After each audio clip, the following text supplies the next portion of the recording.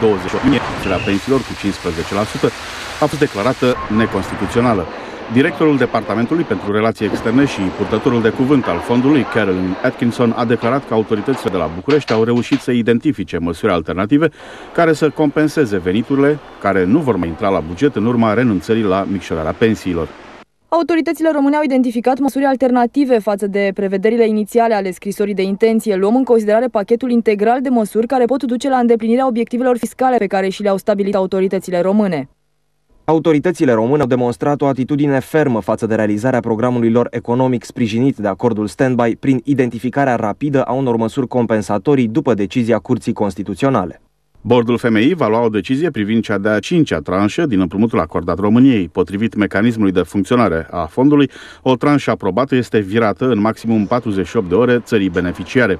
Programul de asistență financiară, în valoare totală de 20 de miliarde de euro, este susținut de Fondul Monetar Internațional, Banca Mondială și Uniunea Europeană. Prima întrebare: de ce are nevoie România de acești bani? Care e miza lor? Nu atât tranșa contează. Deși suma nu este lipsită de semnificație, ci este vorba în primul rând de continuarea acordului cu Fondul Monetar Internațional, întrucât nu numai situația bugetului României este extrem de complicată și ne-ar fi foarte greu să găsim o alternativă pentru finanțarea deficitului care rămâne mare, chiar și în 2010, dacă după adoptarea măsurilor de corecție tot deficitul ar fi mare, în jur de 7% din produsul intern brut. Este vorba însă de menținerea unei relații fără de care multe porți ni s-ar închide. Ruperea relației cu Fondul Monetar Internațional, cu Banca Mondială și în ultima instanță cu Comisia ar fi să spun un dezastru. Ar fi mult mai rău decât ceea ce presupune întreținerea acestei relații. Când aud unele voci care cu multă nonșalanță spun că am putea să denunțăm această relație, acei care fac asemenea afirmații ignoră consecințele dezastroase pentru economia noastră, fiindcă de fapt atunci ni s-ar închide toate porțile și România ar fi obligată să se descurce singură. A te descurca singur ar însemna ca cheltuielile bugetului public să nu fie mai mari decât veniturile bugetului și în condițiile în care ar trebui totuși să ne onorăm obligații externe, întrucât dacă am încetat să onorăm obligații externe, ar fi și mai rău. România și-ar pierde orice fărâmă de credibilitate. Aici este, deci trebuie să fim foarte responsabili când facem aceste afirmații. Ne aducem aminte că prin anii 90 România se străduia să intre în grațiile Fondului Monetar Internațional și ale instituțiilor internaționale. În ce măsură este comparabilă situația de acum cu situația de atunci? Într-un fel este mai dificilă. Sigur, ai spune, rezervele valutare ale României acum, care sunt la Banca Națională, sunt considerabile, peste 30 de miliarde de euro, echivalent euro. În timp ce la finele lui 1996, nu știu dacă aveam mai mult de 600 de milioane de dolari și aveam vârfuri de plată în 98 și 99, fiecare dintre acestea era în jur...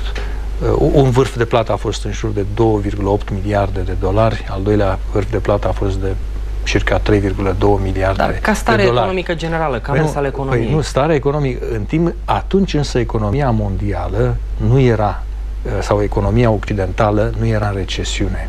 Asta e diferența foarte mare. Piețele financiare nu erau atât de potrivnice, nu erau înghețate cum este situația acum. Vedeți dumneavoastră, acest carusel al măsurilor de austeritate care proliferează în Europa complică foarte mult misiunea unui guvern de a-și consolida fiscal situația, adică de a diminua deficitul bugetar, totodată având grija să nu întârzie prea mult reluarea creșterii economice, fiindcă aceasta este marea dilemă. Cum să facem să însănătoșim bugetul public, dar fără a pricinui mari daune economiei prin măsurile de austeritate? Vă spuneam mai devreme că în acest moment continuă la Washington lucrările Fondului Monetar Internațional. Suntem și noi în legătură cu corespondentul TVR acolo, Nicolae Melinescu. Bună seara! Ce se întâmplă acum la lucrări? Bună seara, sunt chiar în fața sediului Fondului Monetar Internațional și aștept cu speranță ca încheierea acestei ședințe să aducă și o veste bună pentru țara noastră, respectiv eliberarea celei de-a 5-a tranșe din împrumutul convenit prin acontul stand-by. Eliberarea celor 850 de milioane de euro are la bază o aprobare eventuală a raportului de revizuire a programelor guvernamentale în domeniul fiscal și financiar, o revizuire efectuată și aprobată de directorii executivi ai fondului. Decizia pe care o așteptăm în aceste momente poate fi interpretată ca un mesaj încurajator de susținere a autorităților române în reformele structurale și în corectarea deficitului fiscal în perioada care urmează. Resursele eliberate de Fondul Monetar sunt destinate echilibrării balanței de plăți externe și nu acoperirii unei părți a deficitului ca până acum.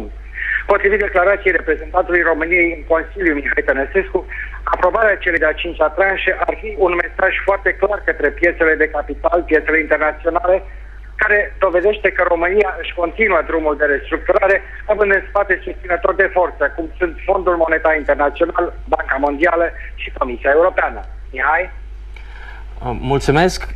Știm că astăzi leul s-a apreciat în raport cu euro în așteptarea acestei decizii. Care credeți că va fi tendința în următoarea perioadă? Am auzit zilele trecute un curs de 6 lei. Dacă acest acord va fi aprobat. Un curs de 6? Da, se scria în presă. Stați puțin, să nu încurcăm borcanele. Deci a fost o afirmație nefericită a unui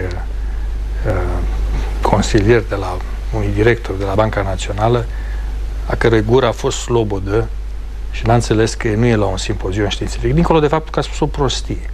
Adică România nu este în situația, nu e pe marginea prăpastiei sau nu e aproape de un faliment, că sunt și voci ale unor economiști ascultați în România care fac asemenea aserțiuni.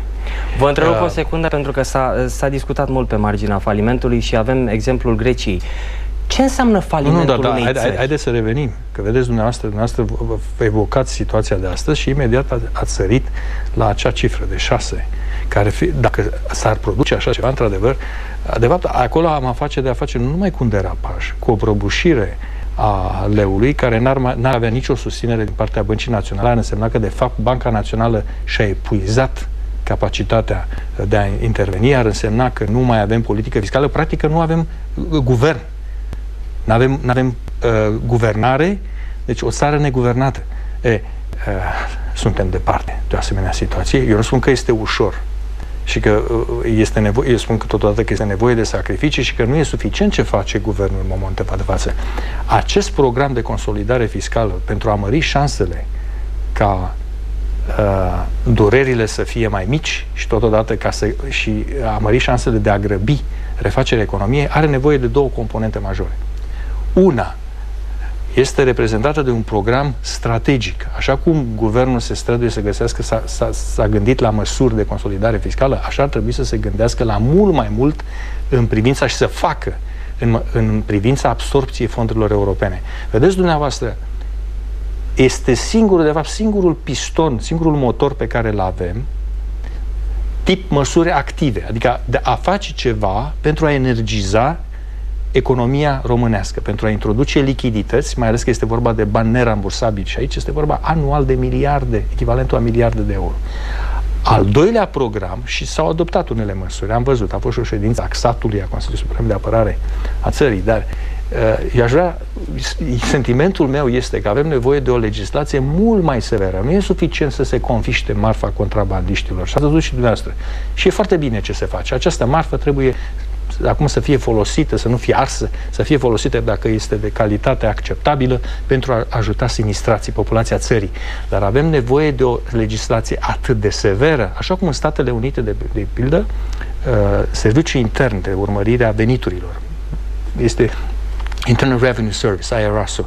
Așa ar trebui să fie legislația noi. Adică să ajungem până la expulzarea unor cetățeni străini care fac prostii pe teritoriul României, fără menajamente, pentru că această criză economică echivalează, practic, cu un